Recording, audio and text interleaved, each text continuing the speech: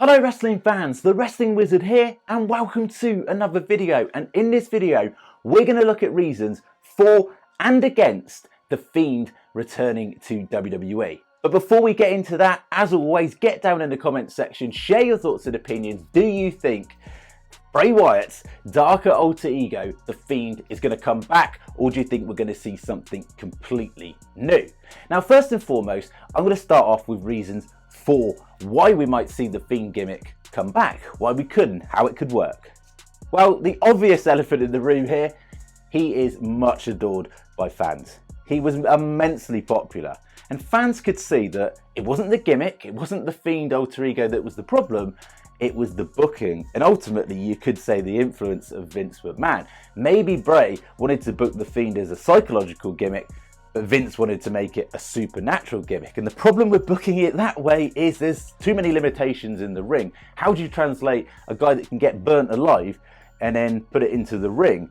And also, there was a lot of things that didn't really make sense. You had this supernatural monster, but he could take a clean pin from Orton, take a clean pin from Goldberg.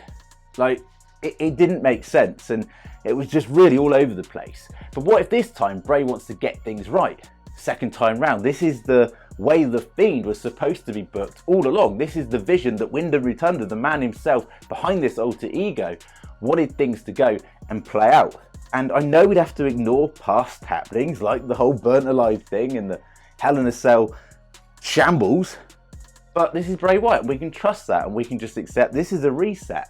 It might be some slight changes to his mask. It might just be keeping it exactly the way it was, because in my opinion, you don't really need to change the Fiend mask. It was absolutely ready-made for the big time. And then just go into things with a fresh set of eyes, continue the previous storyline with the Alexa Bliss situation, get some follow-on there, get some answers, and then book it properly and play it out. Now, just because the Fiend could be returning to WWE potentially, again looking at reasons for, it doesn't have to just be the good side of Bray and the darker entity as the Fiend. There could also be multiple sides. There could be the good side, there could be this in-between version, and then the darker entity, the Fiend. And I like that idea of a Three Faces of Foley type gimmick for Bray. It gives variety. And of course, another reason for why the Fiend could come back, I know it sounds like a minor detail, but the artist Code Orange performed Bray Wyatt's latest theme, Shatter. They also performed the Fiend's theme. So realistically, he could have multiple themes to suit multiple gimmicks. He could quite simply have the good and the bad side. Like, it's simple to book, isn't it, as well? Because you can put that version of Bray, the one we're seeing at the moment, in the ring, the one that is describing himself as Bray Wyatt, the real Bray Wyatt, and then that darker entity in the Fiend. And you can have a balance between the two as well. Maybe the Fiend is that top draw darker entity when he needs to feel powerful. He needs that extra oomph. But as Bray described at Crown Jewel, it was a mask, right? He was a man behind a mask that felt more powerful. He couldn't feel any form of emotion. He didn't feel any weakness. And that's a great way to book the Fiend. Just a man in a mask that feels unstoppable rather than a supernatural monster that has limitations. And I'd like that way of booking the Fiend maybe moving forward. It could work, it could translate into the ring if done correctly. Now, you could make some tweaks to the Fiend. I don't think it needs to be done. I think just book it the way it was supposed to be booked, and that could work, and maybe that's enough. There's going to be more than enough around that with Uncle Howdy and an incoming Uncle Harper seemingly.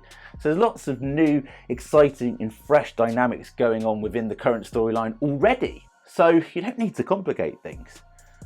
This all along has been described as a mask.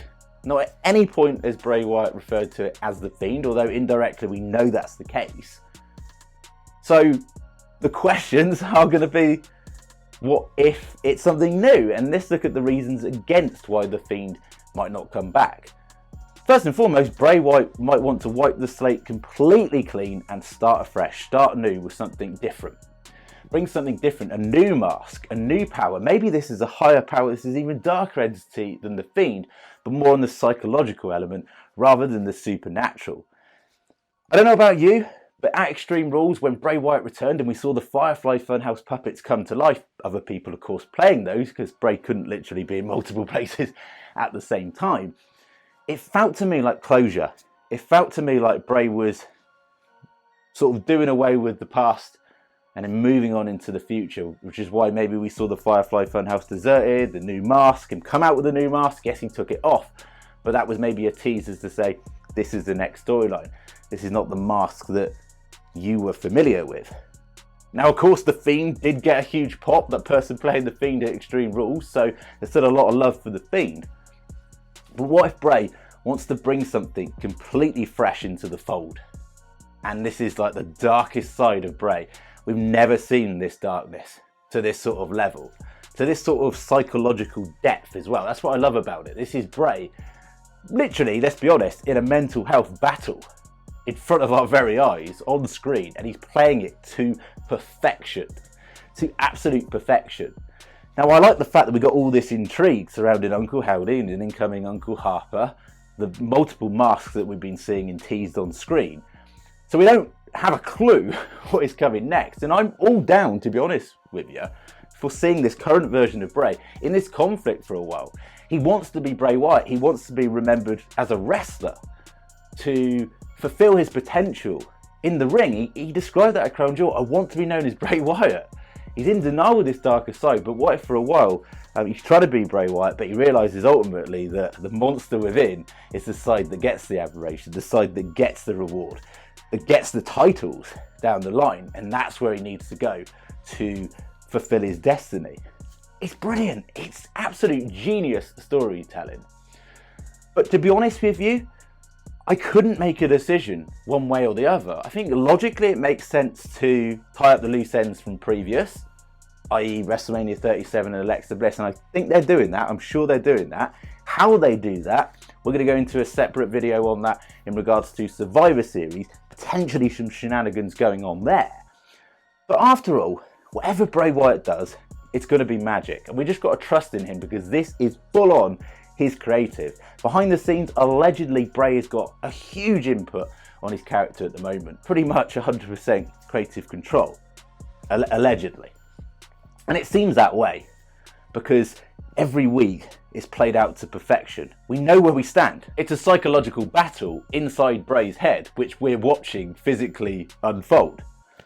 It's genius, isn't it? But to be honest, I wouldn't mind either way. We see the Fiend return, I'm all down for it. It was one of my favourite gimmicks of all time. Yes, I was critical of the booking like a lot of us were, but second time round, things can be different. And of course, if we see something new, I'm even more down for that because that's going to be intriguing. We don't know what's next. We'll have to wait out and see how this all plays out. Thank you so much for watching the video. As always, be really appreciative if you like the video, share the video, and even better, subscribe if you're new. And we'll catch you in the next one.